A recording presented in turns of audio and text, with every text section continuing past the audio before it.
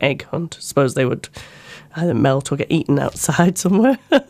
So got that going on as well. And I know there's various other Easter things going on. So, and there will be a repeat of this show next week. I won't be here. I'm having a day off. So you'll be able to hear the Mayor's show again with Lynn Patterson and Viv Napier. So, Freya, you were just saying to me in the break there that you actually like sort of going to help out with things like Toast and other community things. So what appeals to you about that then? Is it the wine? Well, as a volunteer, you really can't get to drink any wine. No, I've been there. So, yeah, it's great to be part of such a big event in the area and to see it from the other side. I mean, I've been to Toast Martinborough as a wine drinker for a number of times. But it's a really different experience when you're a volunteer and you're pouring the wine, and you get such fabulous people, and some, especially towards the end of the day, are getting a bit intoxicating. Nothing too much the last year, but it's quite funny to watch them. Yes, I've been there with the Glastonbury Festival, and the people and sometimes the musicians are pretty drunk at the end or getting there and talking rubbish at you. Yes. Yes. And they're having so much fun, and it's just really rewarding to do it. And there's a lot of bonding between the volunteers. It's a really cool group. It's a lot of people that you haven't met before, and it's great. I'm going to shock you now, I've never been to Toast Martinborough. I've been here nearly 10 years. So what would you say to me? What's the best parts of that? Well, it depends on the music that you like. But there's so much variety, and you just go to a winery, and if you like the music, you hang out there for a while, and if you don't, well, you go on to the next one until you find one that you like. And the weather is quite important, of course. If it's quite a weather dependent thing. If it's pouring all day, it's not much fun, I guess. We've always had good weather, so I can't really comment on that. No. But it's just go and enjoy the day. I think everyone who lives here should have at least been once, just to know what it's like. And the tickets go so quick these days. Yeah, well, Toast Martinborough not so much anymore. I think it's more the Harvest Festival. That's they took on the mantle of the festival to be at these days. Yeah, Toast got a bit of a bad name, I think, the last couple of years with too many people getting intoxicated and the police being involved and everything. But they've cleaned up their act a lot, and it was a really nice festival this year. Yeah, I think from a festival. Well, I was a co-organiser of Glastonbury. I think from that point of view is everything you don't realise until it gets, I would imagine, very popular. What the implications of that are going to be, and then all of a sudden that's on you, and you've got to deal with it quite implicitly. I can imagine that's probably what they had to do. What would you say to somebody who's thinking of coming to New Zealand? What would be the best way to start out to that process? Well, it depends on the personal situation, of course, because it's. But if you have a degree and some years of work experience, at least around 3 to 5 years of work experience in that occupation, then probably a work visa is a good way to get into the country. You need a job in New Zealand, so you probably have to come out here on a holiday and just explore the beautiful country and send away some CVs or walk into some employers' offices. Otherwise, studying can be a really good way of coming to New Zealand, but it's also very expensive because you have to pay international tuition fees. And it's not automatic that you can stay after you graduate. Right. There's a lot of people who believe that if you graduate, that's automatic. You would automatically qualify for a resident visa. Well, that's not the case, but it will set you up very well to be able to find a job in New Zealand because you have a New Zealand qualification and you kind of already know how New Zealand society works. It's almost impossible these days to apply for a resident visa straight away. Really? Really, yeah. It's really, really difficult. Because 10 years ago, and I think it was 10 years, we came in 2000, and it's 10 years this year, in July, June. Pete didn't actually have a job, and we got given a work to residence visa. We applied for a residence visa, but we got given a work to residence visa, which meant he had to get a job within a certain period, otherwise we had to go home. So there's a big gamble for us there, which he did because he's a software developer. But that doesn't happen so much these days. No, not at all. There's very few people who qualify for 160 points without a job offer. Right, gosh. The points threshold is really high, right. And it's only the people with at least a bachelor degree, but preferably a master degree, right? And jobs in IT where there's a skill shortage, that might qualify for 160 points without having a job offer in New Zealand. Right, and is there somewhere where an applicant might be able to see whether, because there's only certain jobs as well that are on the shortage list, is that right? Yes, there's a list with around, 40 occupations on there that's on the long-term skill shortage list. And it's mainly occupation in IT, engineering, health, some in construction. Yeah. And so is there still a seasonal workers requirement? You mean for the horticultural and the viticultural industry? Yes, there definitely is. At the moment, they have huge problems in Hawke's Bay because they can't get the apples from the trees because they don't have pickers. Right. So they even upgraded people on visitor visas. Normally, you can't work on a visitor visa. Right. Gosh. But at the moment, you can get an exception so that you are allowed to help with the fruit harvest for 2 or 3 weeks. When you're on a visitor visa, there's just no New Zealanders who want to do that kind of work. Gosh, that's funny, isn't it? and it's the same with a lot of the picking grapes. The same thing. It all happens at once. I mean, if they're good, then they have to come off the vines really quickly. Yeah.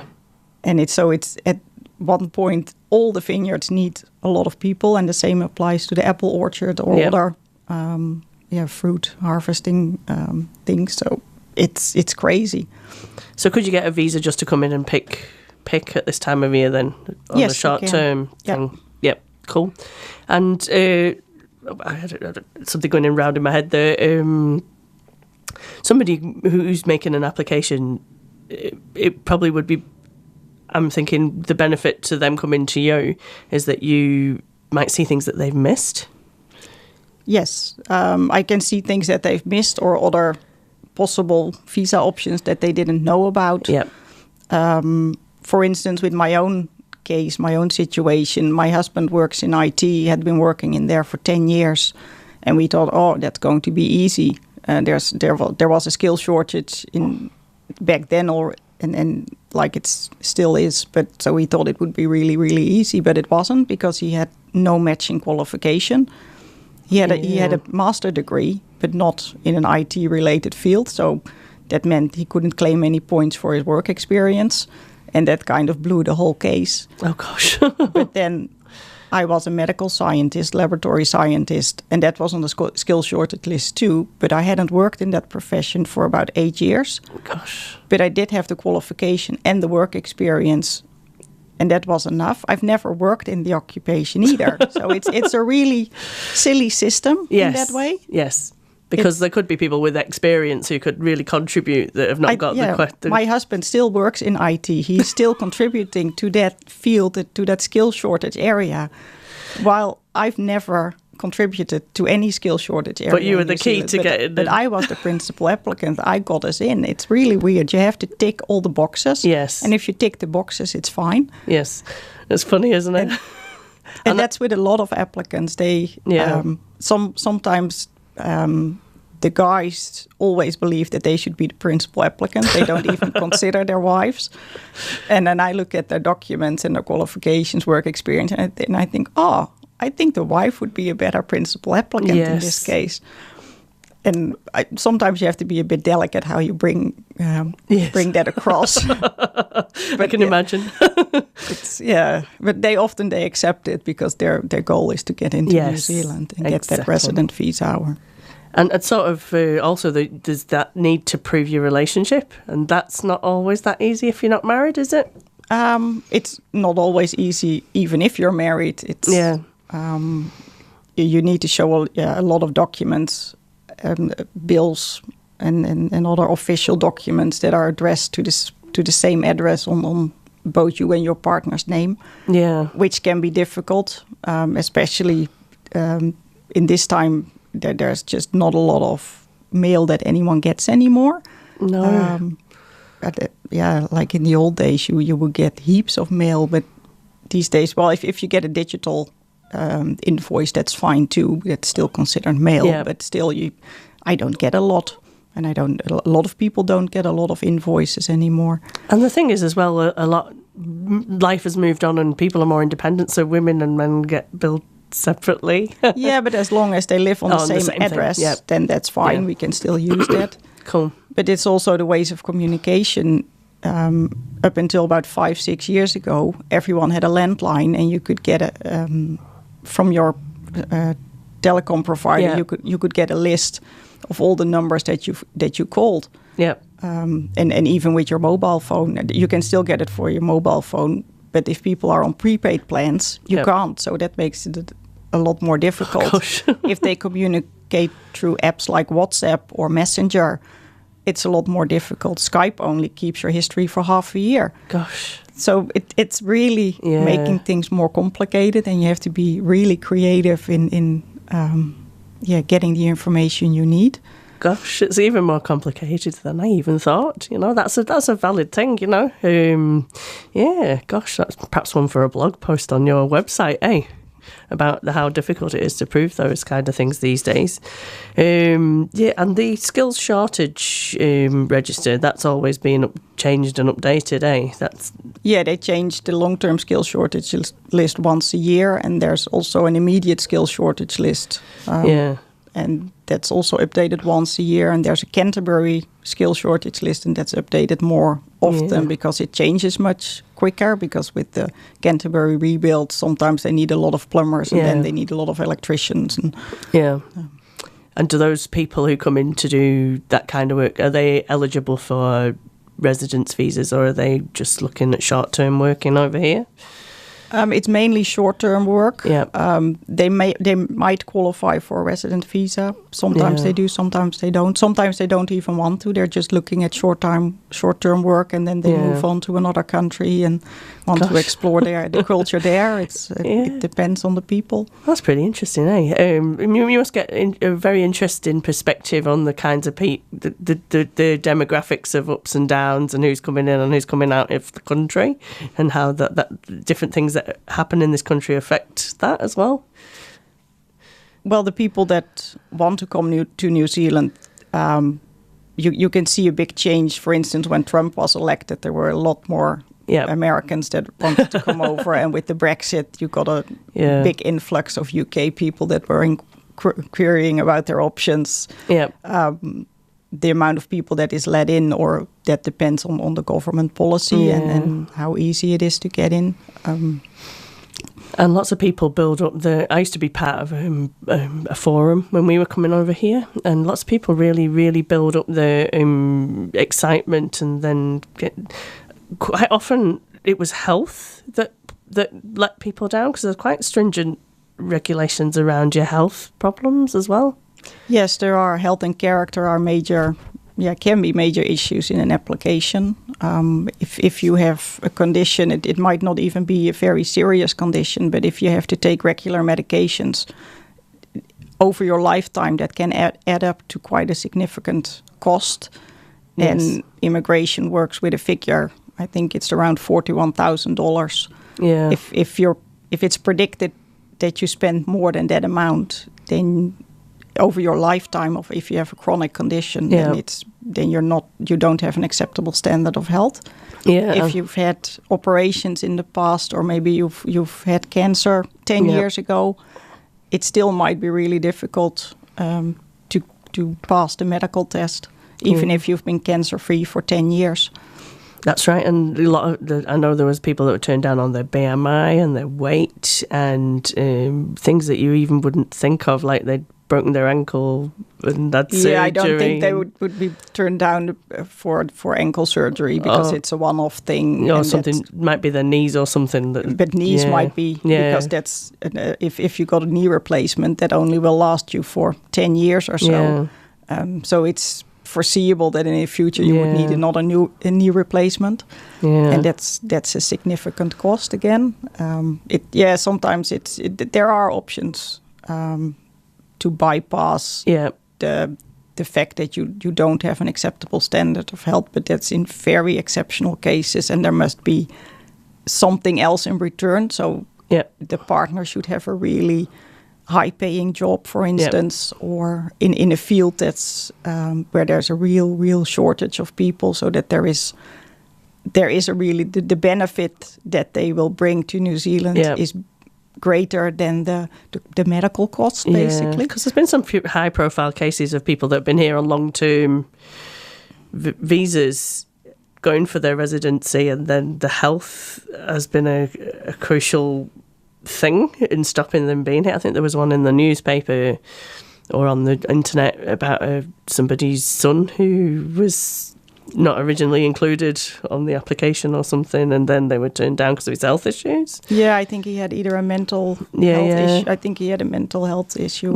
or a disability or something, and that can be really, really difficult. That's right. Yeah, so it's worth getting. It's very heartbreaking if you read about those stories. It is. Yeah, so it's worth getting in touch with you, because you could give good advice to somebody who is thinking about coming to New Zealand. Yeah, the other day I had a person inquiring about coming to New Zealand. Both parents had really good paying jobs in their home country, and they were very honest and upfront about their son's condition. He had a very rare disorder where he needed to be tube fed. Yeah. Always. Yeah. Well, that's going to be a significant cost. Yeah. And even if both parents find really good jobs in New Zealand, which is probably not possible because one parent has to stay home to take care of the child.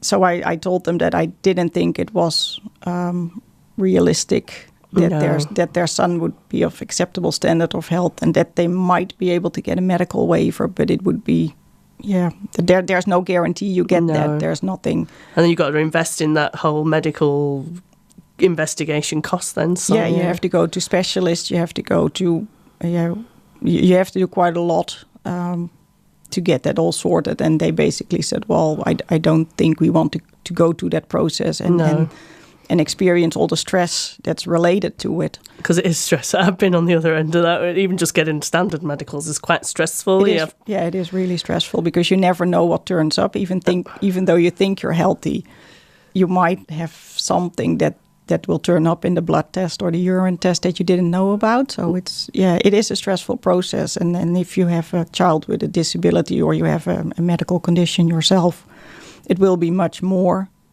stressful. And if there's a really high likelihood that it won't, that you won't get the application approved, then it's if you know that up front, you can make the choice if you want to start the process or not. Yeah. Because it can be, as I say, costly. We're going through those things because I think when we had our medicals in England, there was 5 of us and we all had to have chest x-rays, and we had to have that done privately, and we had to have private medical assessments, and I think it was thousands for all 5 of us to go through that process. Yeah. And then there was fees to get into the pool. There was fees to when you were drawn out of the pool. And then for a resident visa application, the fees that you pay to immigration are $3,000. Exactly, and then you no guarantee at that point that they're going to give you the one at the end that you have to pay for again. So it is costly. It's an investment. For me anyway. Yeah, we were like sat there not knowing and actually paying out money and not knowing, and then trying to coordinate a house sale because we didn't want to be homeless before we got the visa. It was interesting. It was a very interesting time. Yeah, I can imagine. It was very interesting for ourselves as well, and it involved a lot of stress and we were a pretty straightforward case with no medical or character issues. Yeah, I think in hindsight, having someone to have as a person to talk to like yourself would have been a bonus for us. So yeah, I highly recommend that if you are listening from abroad, because my UK people sometimes tune in, my family and that, if you are thinking about coming here, get in touch with an immigration consultant. Could save you a bit of money at the outset. Or even if you're already in New Zealand. Exactly, in New Zealand. At least half of my clients comes from New Zealand. Yes, exactly, yes. So if you're in New Zealand as well, I forgot totally about that. What we'll do now is we'll play another tune. What I've got lined up here is I've got a tune by The Unclear. Now, they released a new single this week, so I'm going to give that a go. I really like this band. I've been sort of following them for about 3 years, and I'm sure they're from the South Island somewhere. But here you go. This is called Wallace Line.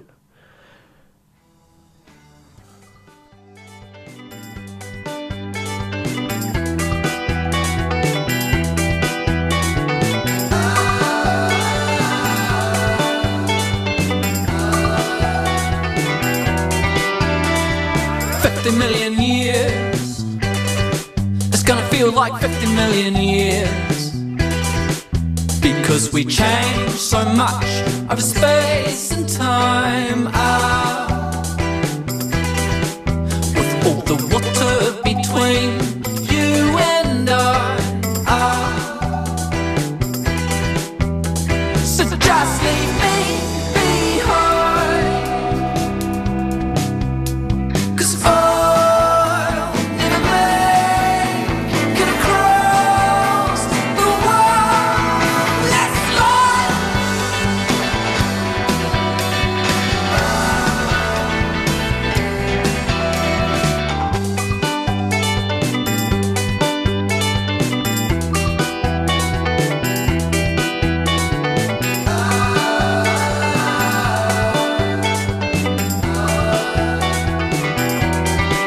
maybe you'll start bringing pouch and I'll wear stripes. Whatever it is our conditions imply, so just leave me behind, 'cause I'll never make it across the wildest line.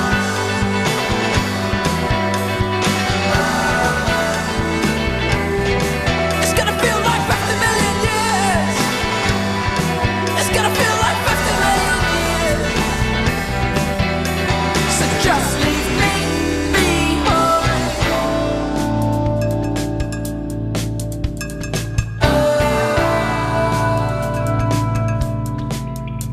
'Cause I'll never make it across the wildest line. 50 million years. It's gonna feel like 50 million years. 50 million years. It's gonna feel like 50 million years. 50 million years. It's gonna feel like 50 million years. It's gonna feel like 50 million, 50 million years. It's gonna feel like 50 million years. So just leave me behind. You're listening to 92.7 ROFM, and you're listening to the Nothing Personal show with Nikki King. And in the studio this morning, I've got Faya van Bokhoven of Experience Immigration. Why did my mind go blank there? Crazy, Monday morning, too much coffee. So, Faya, we all live in Wairarapa. What's one of the favourite things for you about living in Wairarapa? I love the surroundings, looking out from my window on the hills. Whether it's a great day and the blue skies, or even when it's raining. Well, as long as it's not raining too much, because then you don't see the hills anymore. But if it's still a bit overcast and you have that grey, misty That's what I love. There's also a lot of nice things you can do in the weekends, in your time off. And yesterday we went to Lake Palliser, Cape Palliser and Lake Ferry. Sorry, mixed them up there. And it's an easy drive. You're in Lake Ferry in about half an hour from Carterton. Yeah. And it's so nice and relaxing sitting there on the terrace and just drinking. It's beautiful, isn't it? And we didn't even have a glass of wine. We just had a cup of coffee, and it's really good. It's beautiful. That coast that's one of my favourites, actually, because we did a lot of photo shoots down there with a band, and I remember coming home on the way home, and the sun was setting, and some beautiful, beautiful light comes over that coast, and you can see the South Island when it's a clear day. Yeah, and all the seals. I love the seals at Cape Palliser. Yeah, it's great, isn't it? It's so great. Yeah. Although I took the kids down there, and I was sort of worried that they would get too close, because they can be quite aggressive sometimes. They can be, and I think there were tourists, and they came so close to them, or they didn't see them, because they have quite a... Yeah, they blend. Yeah, they do, and they came so close, so I think they didn't see some of them, and I thought, oh, I hope this is going to be okay, but it did. It was fine. But I think they're used to a lot of people anyway, so it's... But it's things like that I love, and also... We went to Martinborough on Saturday afternoon. Yeah. They had Sean Preston playing at Colombo Winery, which was great. Just a relaxing afternoon with a glass of wine in your hand and some friends around, and it's great. That looked a fantastic event, actually. Lots of my friends on Facebook posted about him being a fantastic pianist. I'm a bit miffed I didn't get down there, really. Yeah, you missed something. It was really, it was a fun afternoon. Yeah, so I should get down there and see that. A big advocate of music events and not actually getting down there myself. That's a bit naughty, isn't it, really? So I should go down there. So now I usually only ask about Wairarapa, but seeing as you and I are both immigrants, what's your favourite thing about New Zealand? The space, just the amount of space that you have. Coming from the Netherlands, which is a very crowded country, there's 17.5 million people, and the Netherlands has the size of the province of Canterbury. Yeah. So you kind of can imagine that it's a lot of people on very little land, and it's just being able to breathe, basically, and have some space around you and not always be crowded by people. Yeah. And then the views are stunning. The people are so kind, and they're still polite. Yes. In the Netherlands, because there's so many people, there's a lot of frictions. Yes. Which is, I guess you can expect that if there's a lot of people on the same little piece of land, you get frictions, and there's not a lot of politeness anymore. And no. I think that's the same in the UK. There's a lot of people, and something the size of this country, but millions more people, and you do get people being impatient in cars and rude to each other, and it is different here. And I don't know about you, but I was completely amazed that once you get past Masterton, there's hardly any cars.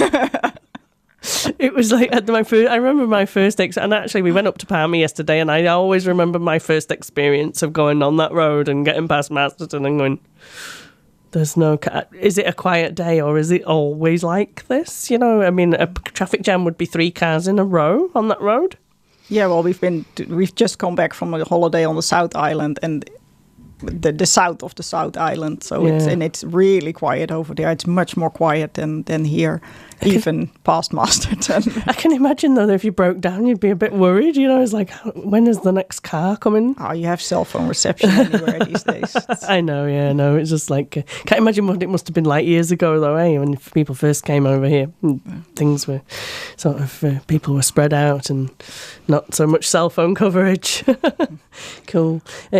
So how long have you been in New Zealand?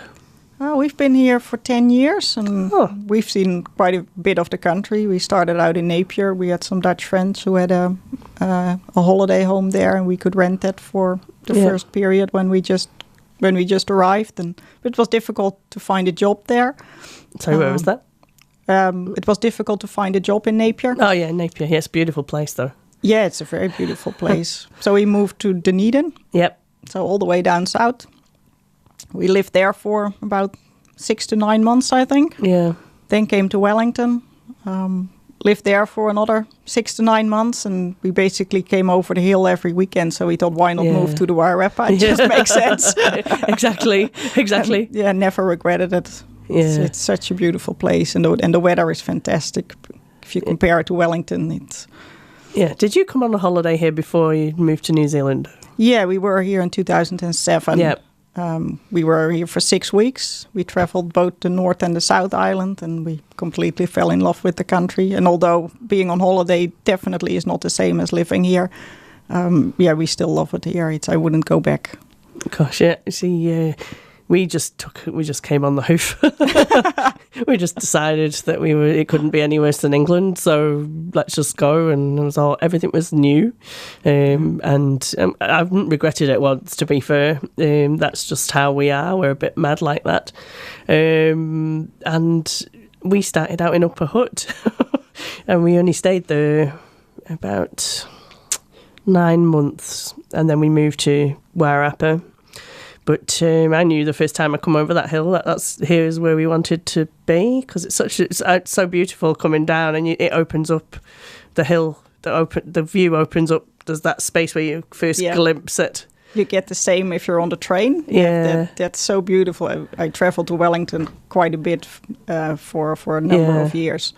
And then you're on the train, and you come into there's a special place when you get out of the tunnel. Yes. And you just see that view, and it's so it's amazing. A lake, isn't it? And you're kind of relaxing. Oh, I'm home. That's a great feeling. It's amazing. It's amazing. Every time I come over Ramataka from Wellington, I mean, I like getting onto the Wellington side because it's sort of quite vibrant over in the city, but I really like coming back, and that view, especially if it's sunset or like early in the morning.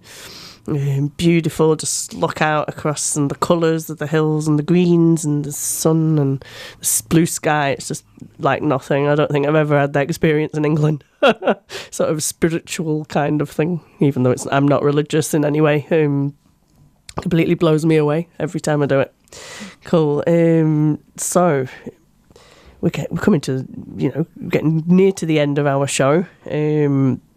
So I'm struggling to find the words for this. What about doing business in Wairarapa?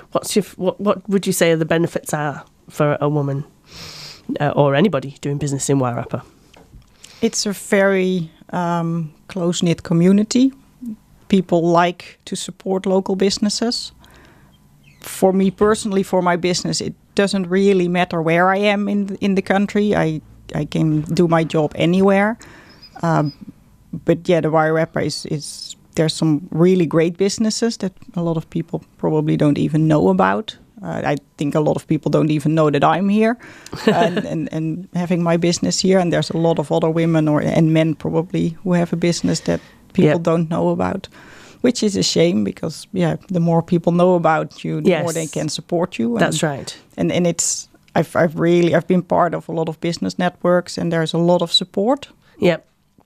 And people really want to help you. They don't see you as a competitor. Yeah. Well, maybe in some professions they do, but they're really genuinely trying to make you run your business better and help you get forward. And that's what I really appreciate. So you remember some business networks. Are there any you want to give a shout out to today? Well, I'm part of the BNI network, the Business Network International. They're a really cool group of people, men and women. Yes. And well, the goal is to grow in your business and to refer to each other, get to know each other, and refer to each other. And they have a really good system going on, and it's one person per profession. Nice. So there's no chance that you have to compete against a competitor.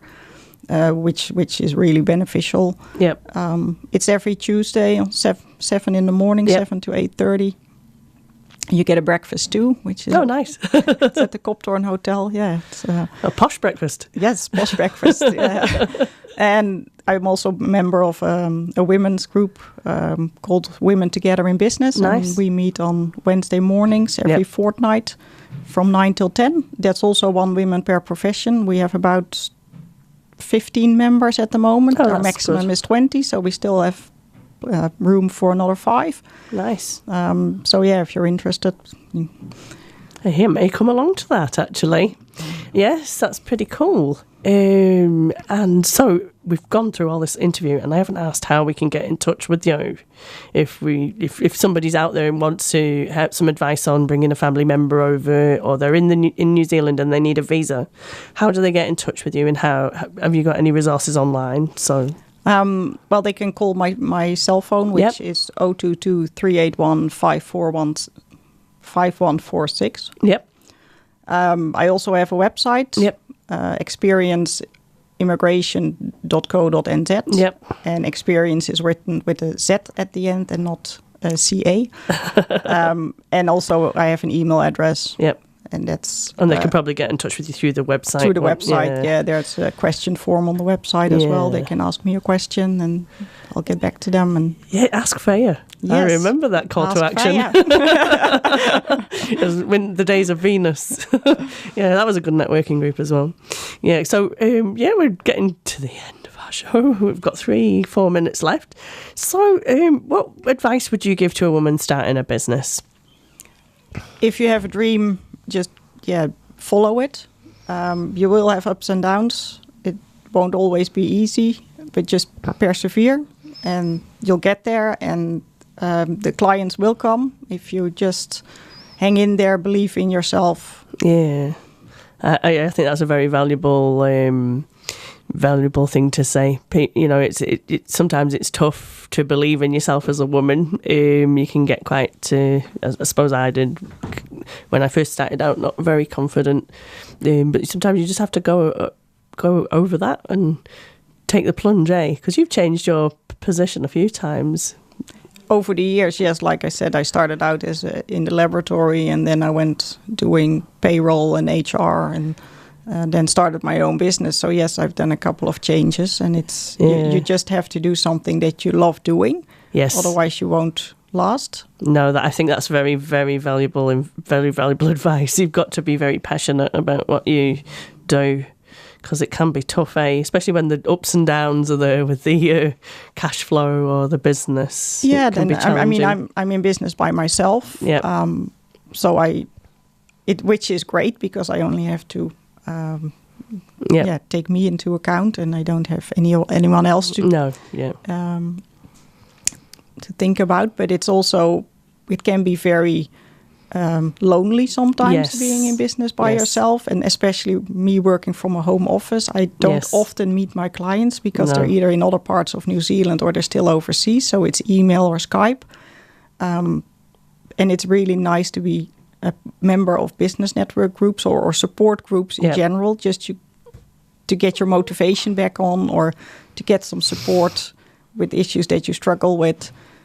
If I don't get queries for a couple of days, or sometimes I have quiet weeks, you kind of can get into that panic mode. Yes. That you really, I need to do something. How can I get this back on track? And, exactly. And it's always, it just happens. It's part of business. You have ups and downs and busy periods and low periods. And you have to have faith in yourself, and it's always come right. Yes. And I just have to have that faith that it will the next time, and it always does. And then have faith in the processes that you've put in place and the advertising that you do. And exactly. And if your advertising isn't working, change it. I mean, don't be afraid to make changes. And it's not a static thing, a business. You have to keep evolving it and developing it, working on it. You do. And I think it was something Jeanette said in class a couple of weeks ago, where she was saying, when your back's against the wall, you become the most creative. And in my experience, I've been in business nearly 4 years. It's so totally true. Yeah, I agree with that as well. Yeah, you become the most creative. So don't even not think about doing it. If you're thinking about starting a business, take the plunge, have a look at it, have a look whether it's viable, and then just do it. If you've got a passion for it, I would say definitely do it. So don't forget, Talent Wairarapa is going to be closing its entries on the 31st of March, so you need to get those in very soon. You've got to win that cash prize of $1,000, and that's amazing. So there's a cash prize for the below 14 age group, and a cash prize for the 14 and above age group. And we're just finalising when those heats are going to be, so we'll be in touch with everybody who's applied. There's been quite a few applications, so we're looking forward to that. And also make sure you get yourself down to the lake house this weekend and find a rock. It's going to be rocking, pardon the pun, down at the lake house this weekend, and get one of those mega milkshakes, get a sugar rush with Gail and all of her staff down there. You've been listening to 92.7 Arrow FM, and I've had Fia van Bokhoven from Experience Immigration on my show. Next week we'll have a repeat with the two mayors, Viv Napier and Lynn Patterson, because that was a great show. And we'll see you the following week after that with two new guests. Thank you for tuning in, and we'll be into you'll hear me next time.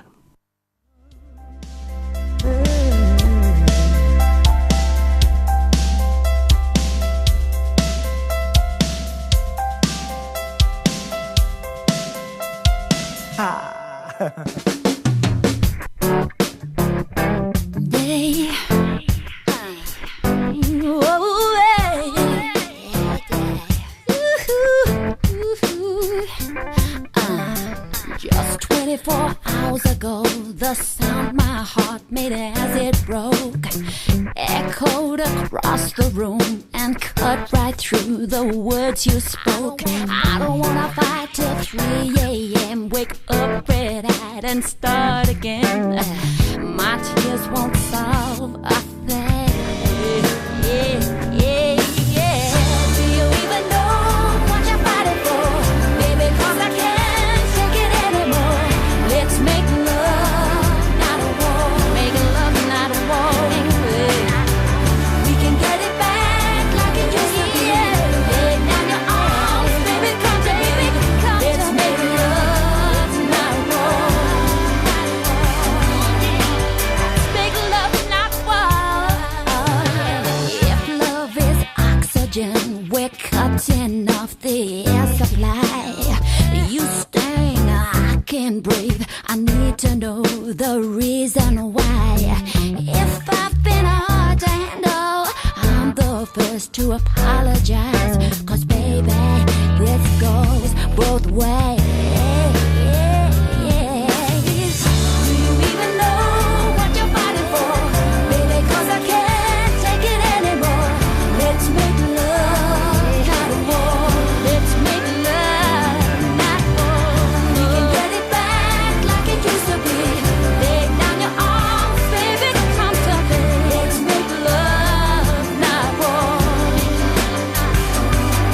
Yeah, come on now. Just 24 hours ago. Just 24 hours ago. My heart broke as you spoke. My heart broke as you spoke. Come on. Oh, yeah. I don't wanna fight till 3 a.m. I don't wanna fight till 3 a.m. Come on. Wake up and start again. Let's make love.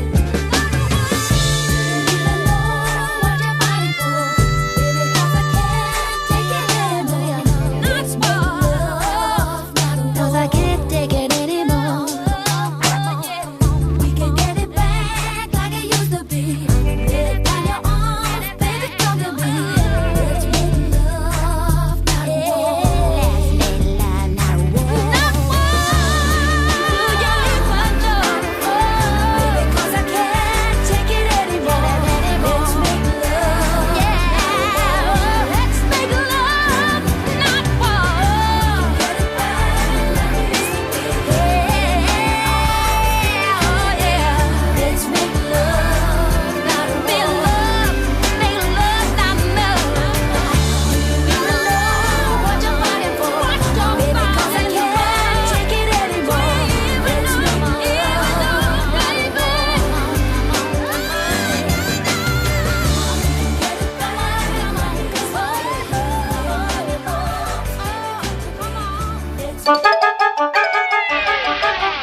You're listening to Arrow FM, Wairarapa's only community access radio station.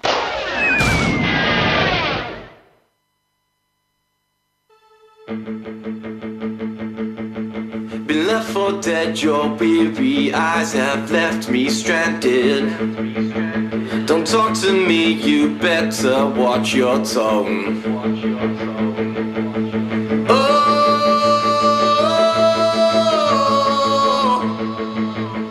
you left me hanging here just like a thread now. Don't let me go.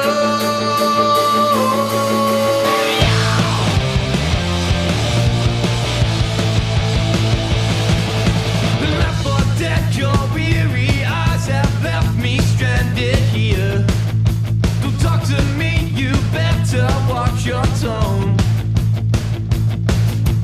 Oh,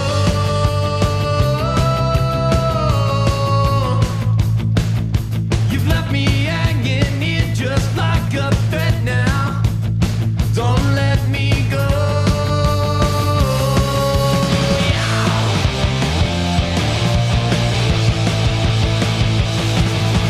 I don't really know what makes me sick. It makes me terrified. Everything I've ever needed in this house of lies. I don't really know what makes me sick. It happens now and then. Everything I've ever needed in this house of lies. House of lies.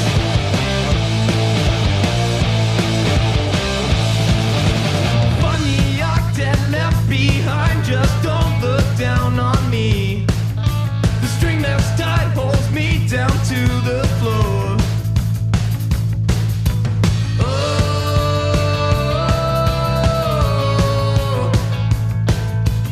if it's found, we'll keep it near the place that holds my soul.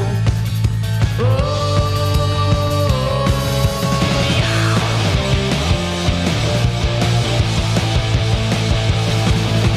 I don't really know what makes me sick. It makes me terrified. Everything I've ever needed in this house of lies. I don't really know what makes me sick. It happens now and then. Everything I've ever needed in this house of lies. House of lies.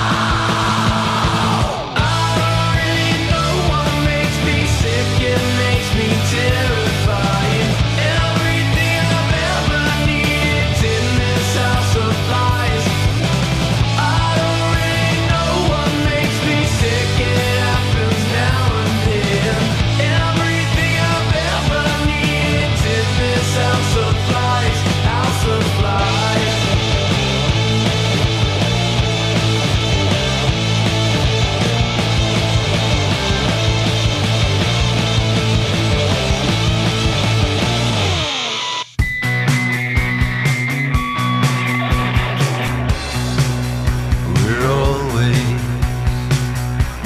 running still. I'm so low. I think of you. I loved you.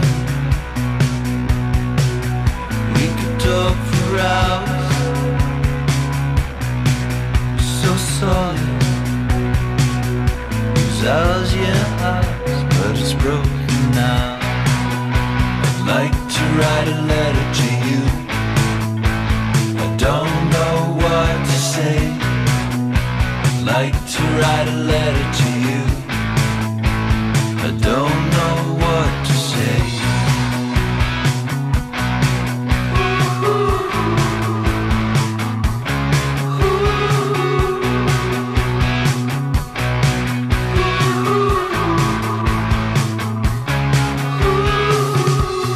Close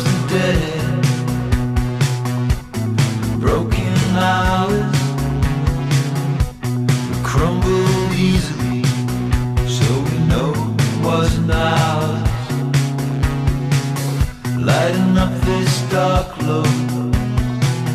Learn to face what now is. What's over is over. I'm a watering withered flowers. It's broken now. I'd like to write a letter to you. I don't know what to say. I'd like to write a letter